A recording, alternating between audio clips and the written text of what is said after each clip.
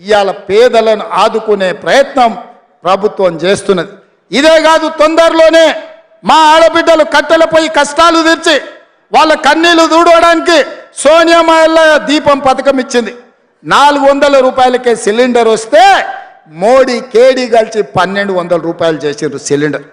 అందుకే ఎన్నికలప్పుడు మాట ఇచ్చినాం, 500 రూపాయలకే ఆడబిడ్డలకు మీ ఇంటికి సిలిండర్ తెచ్చి ఇస్తామని చెప్పినాం.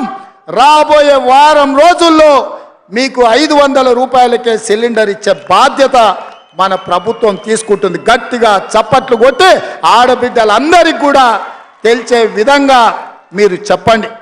అదే విధంగా వ్యవసాయానికే ఉచిత కరెంటు కాదు, పేదవాడి ఇంటికి కూడా ఉచితంగా కరెంటు ఇవ్వాలని, పేదవాడి కరెంటు బిల్లుతో కష్టాలు పడొద్దన్న ఆలోచనతోని 200 యూనిట్ల వరకు ప్రతి పేదవాడి ఇంటికి తెల్ల రేషన్ కార్డు ఉన్నవాడికి ఉచిత విద్యుత్తును ఇండ్లకు ఇవ్వాలని ఆనాడు మేము మాటిచ్చినాం.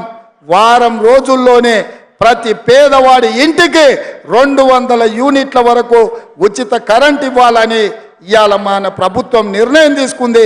పెద్ద ఎత్తున చప్పట్లు కొట్టండి అని చెప్పి మా కొడంగల్ ప్రజల్ని నేను కోరుకుంటున్నా.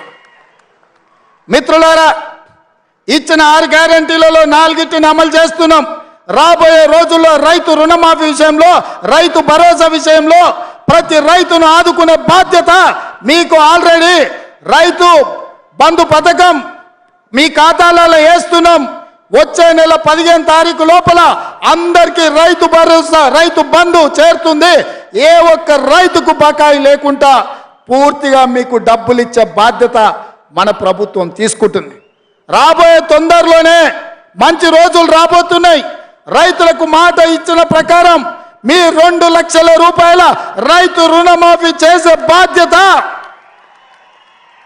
రైతుకు రుణ విముక్తి చేసి అప్పుల బాధ నుంచి తప్పించే బాధ్యత మన ప్రభుత్వం ఇందిరమ్మ రాజ్యంలో చర్యలు చేపడుతుందని చెప్పి ఈ సందర్భంగా మిత్రులకు తెలియజేస్తున్నా.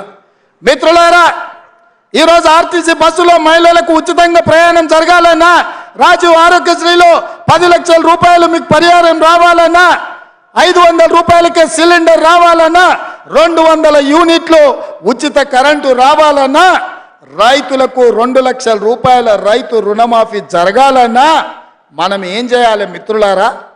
ఏం చేయాలి? ఏం చేయాలి? ఏం చేయాలి? గట్టిగా, ఇంకా గట్టిగా, ఇంకా గట్టిగా ఢిల్లీలో ఉన్న మోడీకి వినిపించాలి, గల్లీలో ఫామ్ హౌస్లో వండుకున్న కేడీకి కూడా వినిపించాలి కొడంగల్ గలం. అందుకే మిత్రులారా, రాబోయే పార్లమెంటు ఎన్నికల్లో 14 పార్లమెంటు సీట్లను ఈ తెలంగాణ గడ్డ మీద నుంచి గెలిపించాలి. మీరందరు సిద్ధమేనా? సిద్ధమన్న వాళ్ళందరూ చేతులు పైకెత్తండి. సిద్ధమేనా? సిద్ధమేనా? సిద్ధమేనా? సిద్ధమేనా? సిద్ధమేనా? జై కాంగ్రెస్! జై జై కాంగ్రెస్! మిత్రుడు